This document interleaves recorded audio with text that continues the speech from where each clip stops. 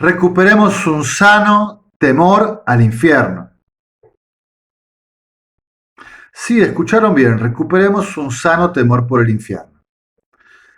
El padre Silvio no se volvió loco, no va a proponerles una mentalidad enfermiza, sino la fe de la iglesia. Y permítame, tomemos conciencia en primer lugar que en la vida de la iglesia actual contemporánea estamos padeciendo como una pérdida o un debilitamiento del horizonte escatológico. Estamos como muy concentrados en la historia, en lo temporal, en las vicisitudes del hoy y del aquí, pero no es tan habitual que consideremos el cielo, la gloria, la salvación eterna y la posibilidad de la no salvación. Hay como una suerte de error común que a veces se escucha en comentarios, en afirmaciones, que va corriendo, pero sobre todo es como una atmósfera que da telón de fondo a la vida cristiana contemporánea, ¿no? Para muchos discípulos de Jesús. El error común se podría expresar así: nos salvamos todos y automáticamente. O sea, acá no hay libertad, no hay responsabilidad.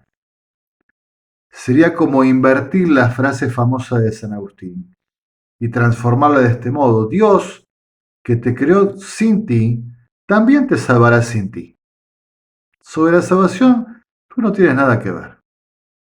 Es toda cosa de Dios. Tu conciencia, tu libertad, tu inteligencia, tu voluntad, no tiene nada que hacer aquí. Hay como una suerte de naturalismo soteriológico, una especie de neopelagianismo. Lo expreso fácil. Es como si en el fondo estuviésemos convencidos de que la vida del hombre, del ser humano, es así. Un día somos concebidos. Esta concepción más bien la pensamos como de nuestros padres.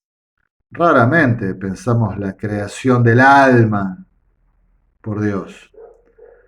Pero bueno, la concepción en términos de nuestros progenitores. Somos concebidos, nacemos,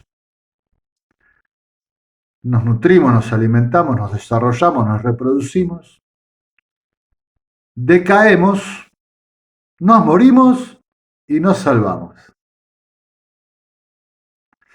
Así como un proceso mecánico continuo que se va a dar sí o sí.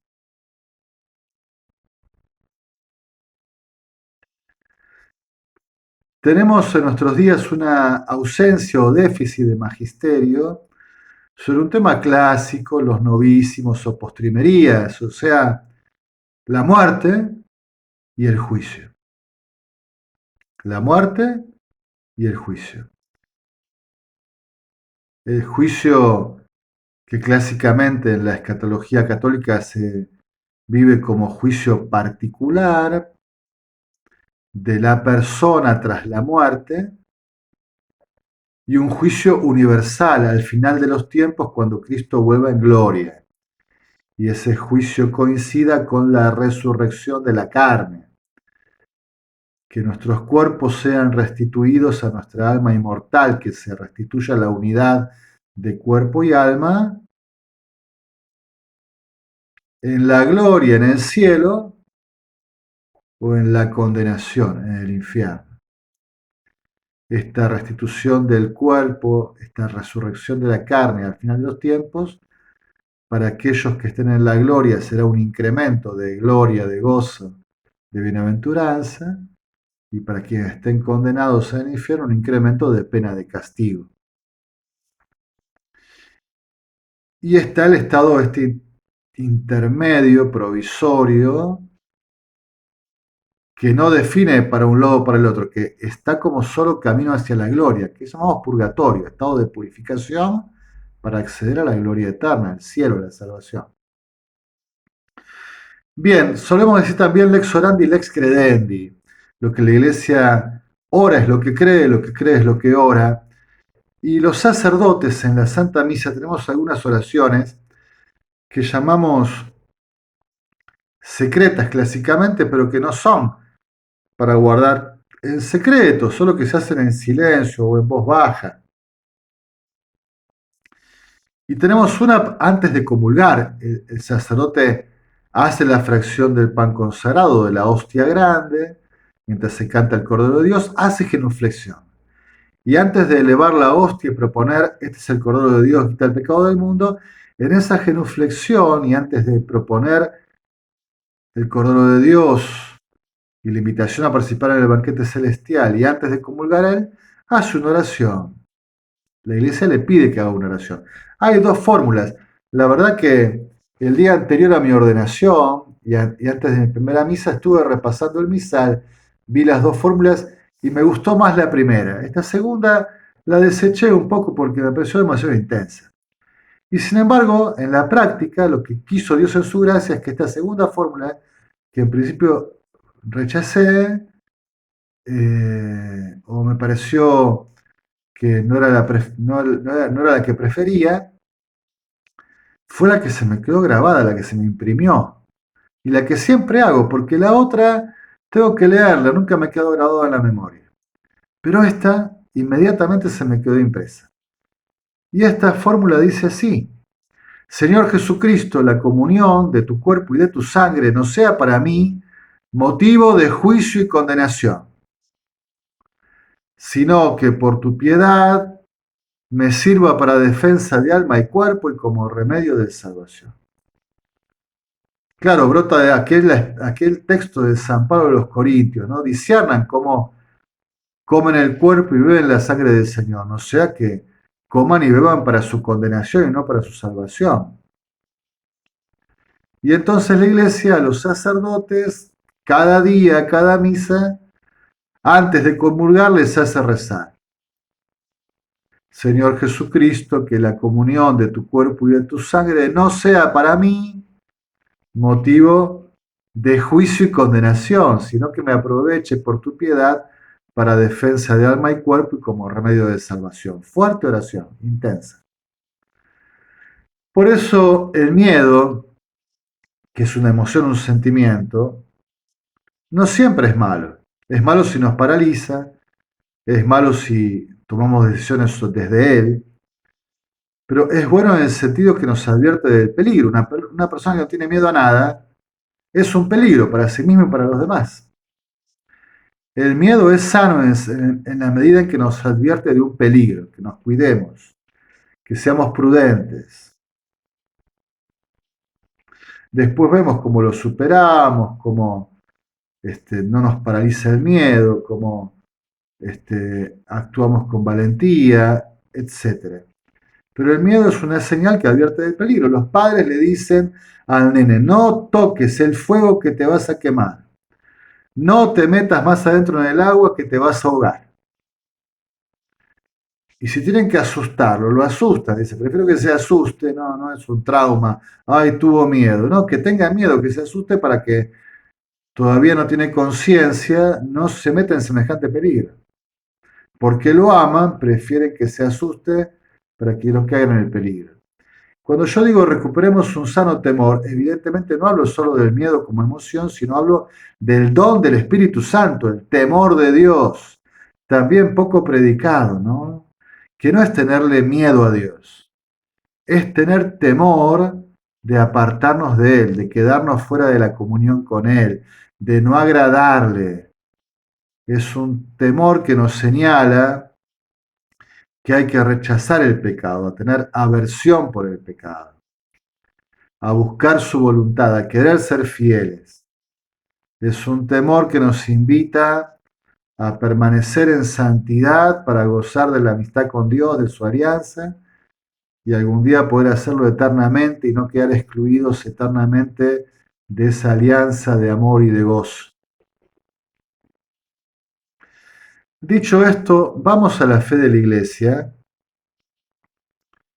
expresada en muchos textos. Yo los voy a leer, casi ni los voy a comentar porque sería muy largo el video, ¿sí? Pero sobre la existencia del infierno, Por ejemplo, Inocencio III, Papa, en una carta eh, hacia fines de 1201, apoyado en la Sagrada Escritura, en la fe de los padres, en la revelación bíblica y en lo que la Iglesia viene creyendo y afirmando, dice: decimos que ha de distinguirse el pecado, que es doble, original y actual. Original es el que se contrae sin consentimiento, actual el que se contrae con consentimiento. El original, pues que se contrae sin consentimiento se perdona en virtud del sacramento, es decir, del bautismo.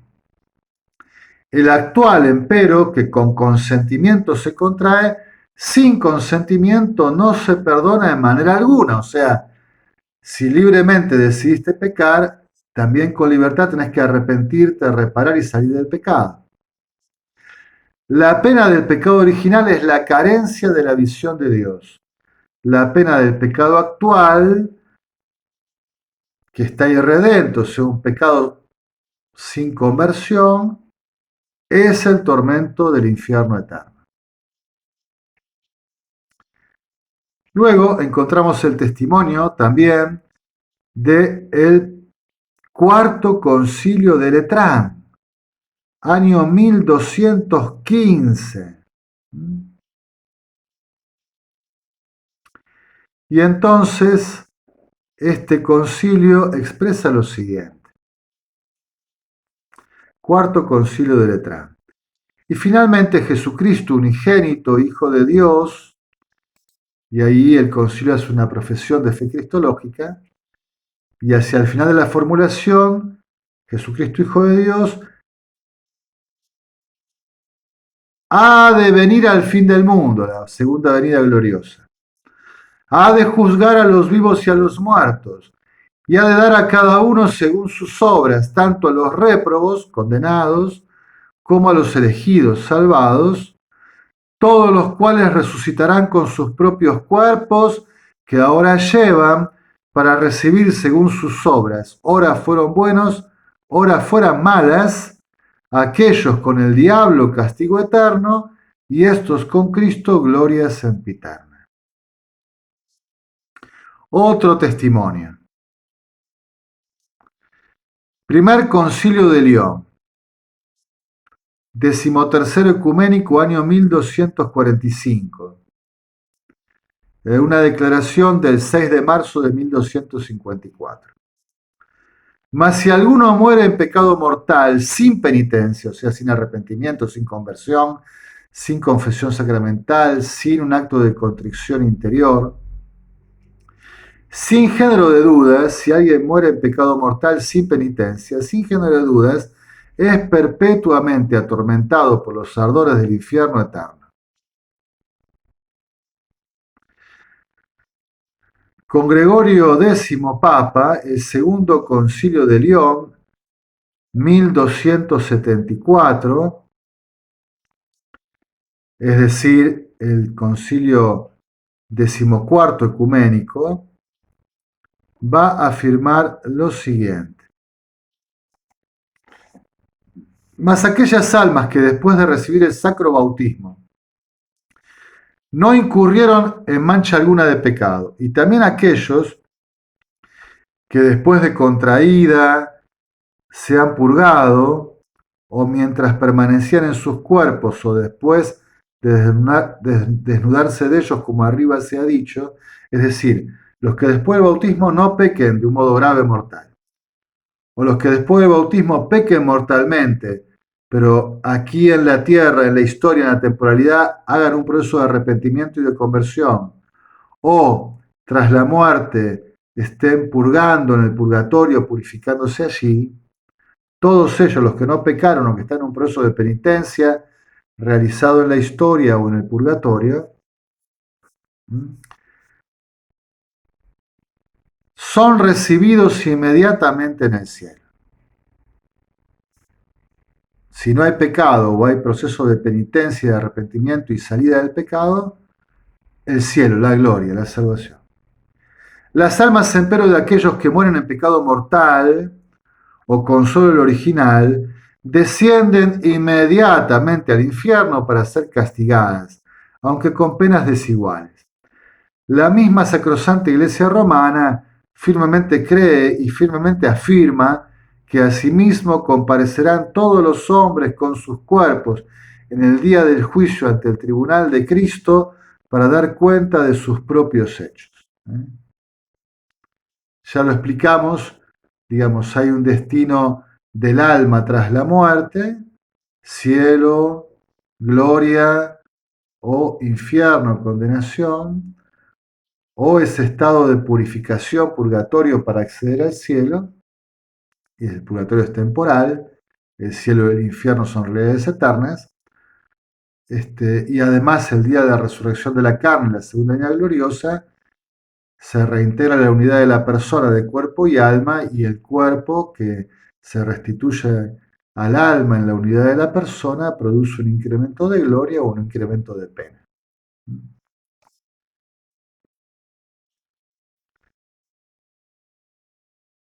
Juan 22, en una carta del 21 de noviembre de 1321, simplemente expresa: enseña a la Iglesia romana que las almas de aquellos que salen del mundo en pecado mortal o solo con el pecado original bajan inmediatamente al infierno para ser, sin embargo, castigadas con penas distintas y en lugares distintos. Vamos a una definición dogmática, solemne. Benedicto XII, el 29 de enero de 1336. Viene definiendo otros temas, definimos, además, que según la común ordenación de Dios, las almas de los que salen del mundo con pecado mortal actual inmediatamente después de su muerte bajan al infierno, donde son atormentadas con penas infernales.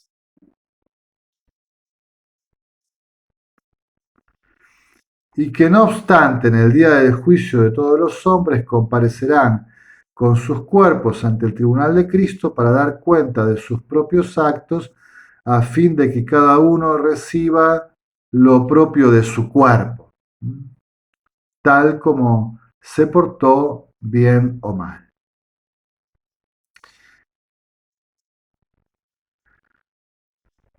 El Papa Clemente VI, en una carta también del 29 de septiembre de 1351, en breve formulación dice: el artículo 9, que las almas de los que mueren en pecado mortal bajan al infierno. El Concilio de Florencia, celebrado entre 1438 y 1445, 17º ecuménico, en un decreto del 6 de julio de 1439 se expresa así: sobre los novísimos, o sea, esto de muerte, juicio, infierno, gloria. Asimismo, si los verdaderos penitentes salieron de este mundo antes de haber satisfecho con frutos dignos de penitencia por lo cometido y omitido, sus almas son purgadas con penas purificatorias después de la muerte, el famoso purgatorio. Y que las almas de aquellos que después de recibir el bautismo no incurrieron absolutamente en mancha alguna de pecado, y también aquellas que después de contraer mancha de pecado la han purgado, o mientras vivían en sus cuerpos, o después que salieron de ellos, según se dice arriba, el purgatorio, son inmediatamente recibidas en el cielo y ven directamente a Dios mismo, trino y uno, tal como es. Unos, sin embargo, con más perfección que otros, conforme a la diversidad de sus merecimientos. Pero las almas de aquellos que mueren en pecado mortal actual o con solo el original bajan inmediatamente al infierno para ser castigados, si bien con penas diferentes. La misma fe, la misma formulación. Por ahí alguien me dice, pero esto es del medioevo, es antiguo, es la fe del magisterio, está definido, sobre esto no podemos decir, bueno, me gusta o no me gusta, creo o no creo. Esto hay que creerlo para estar en comunión con la iglesia, para permanecer en comunión con la iglesia. Pero vamos al catecismo recientemente editado, fines del siglo XX, actual catecismo de la Iglesia Católica, sobre el infierno, número 1033. Morir en pecado mortal sin estar arrepentido ni acoger el amor misericordioso de Dios significa permanecer separados de Él para siempre, por nuestra propia y libre elección. Este estado de autoexclusión definitiva de la comunión con Dios y con los bienaventurados es lo que se designa con la palabra infierno. En el número 1035 el catecismo enseña: la enseñanza de la Iglesia afirma la existencia del infierno y su eternidad. Las almas de los que mueren en estado de pecado mortal descienden a los infiernos inmediatamente después de la muerte, y allí sufren las penas del infierno, el fuego eterno, entre comillas. Después lo voy a explicar qué significa. Ahora no podemos entrar en ese tema. La pena principal del infierno consiste en la separación eterna de Dios, en quien únicamente puede tener el hombre la vida y la felicidad para los que ha sido creado y a las que aspira. Número 1037. Dios no predestina a nadie a ir al infierno. Para que eso suceda es necesario una aversión voluntaria a Dios, un pecado mortal y persistir en él hasta el final.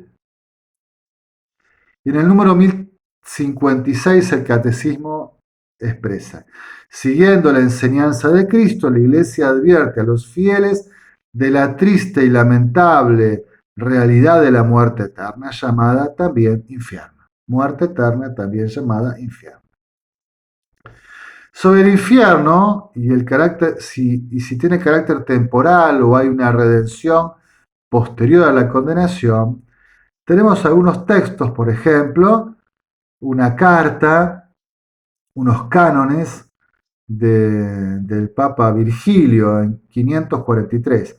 Si alguno dice o siente que el castigo de los demonios o de los hombres impíos es temporal, que el infierno es un tiempo nada más, que es provisorio, y que en algún momento tendría fin, o sea que los demonios o los condenados al infierno podrían ser restituidos, rescatados hacia el cielo, o que se dará la reintegración de los demonios o de los hombres impíos, sea anatema.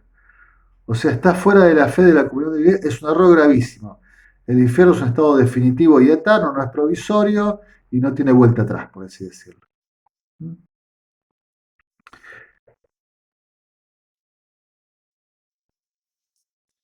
El Papa Clemente VI, en un decreto que ya hemos leído en un momento, del 29 de septiembre de 1351, en el artículo 13 de ese decreto dice que Cristo, al bajar a los infiernos, no destruyó el infierno inferior.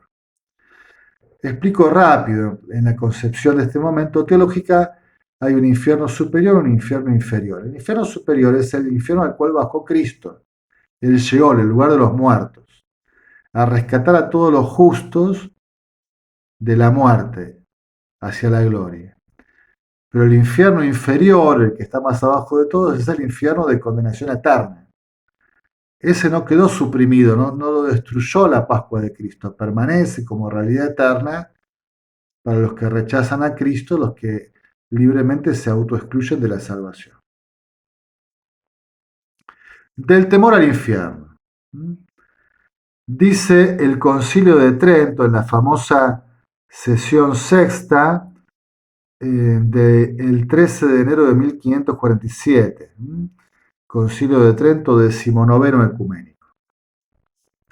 Si alguno dijere que el miedo del infierno por el que, doliéndonos de los pecados, nos refugiamos en la misericordia de Dios o nos abstenemos de pecar, es pecado o hace peores a los pecadores, sea anatema. Está contra Lutero y sus seguidores, pero básicamente dice que el miedo del infierno es bueno porque nos hace dolernos de los pecados, nos invita a refugiarnos en la misericordia de Dios, nos propone abstenernos de pecar, no pecar. Ese concilio de Trento, en la sesión 13 del 25 de noviembre de 1551, también expresa lo siguiente.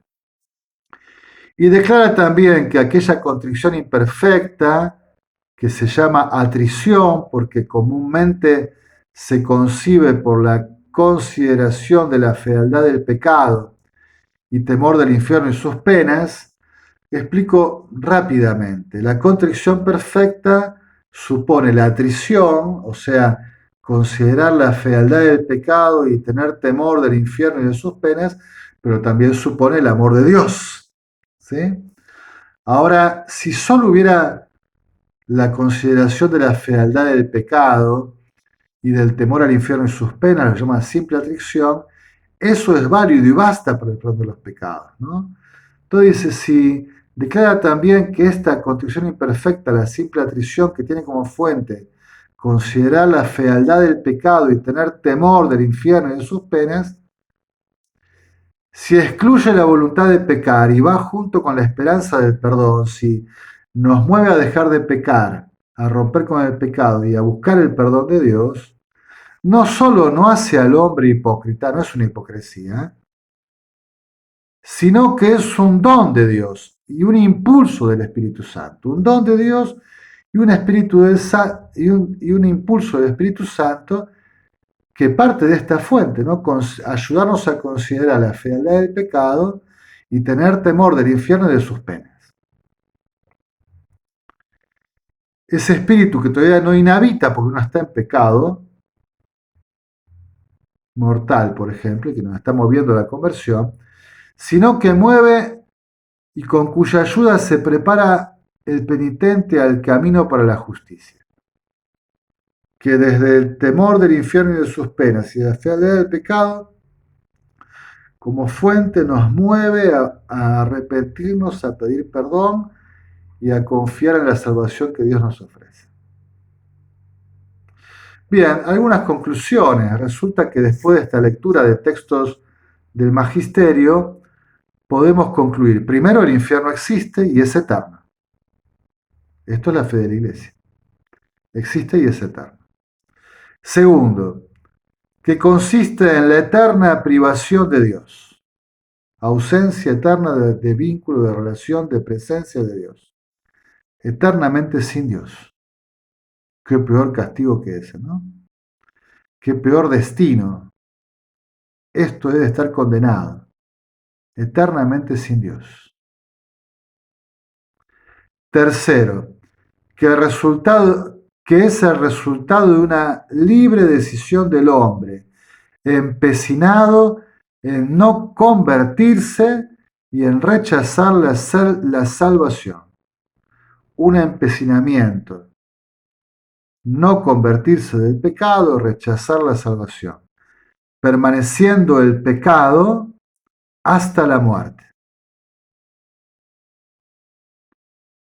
Morir sin penitencia. Irredento. Empecinado en el pecado, grave, mortal y en el rechazo de Dios y de la salvación que nos ofrece.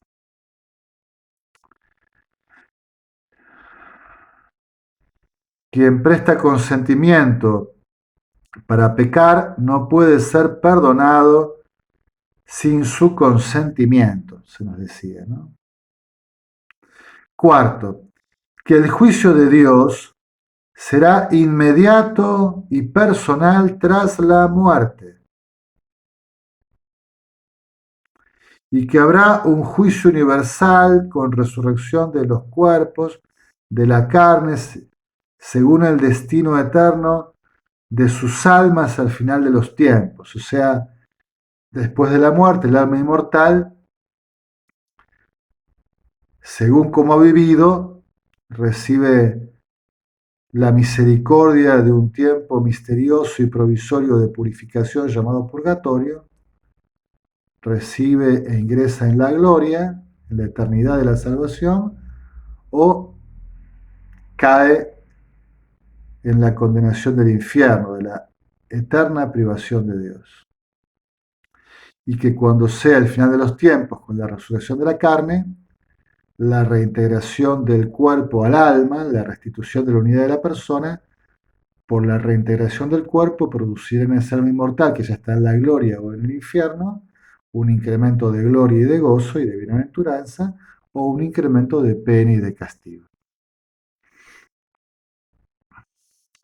Conexo a ello debe creerse que el infierno es una realidad posible y que la Iglesia debe advertir de ella y exhortar a sus hijos a vivir según la gracia del Señor si quieren gozar de su salvación eterna. O sea, vivir en santidad y romper con el pecado, que agradar a Dios, hacer su voluntad, es el camino para la gloria.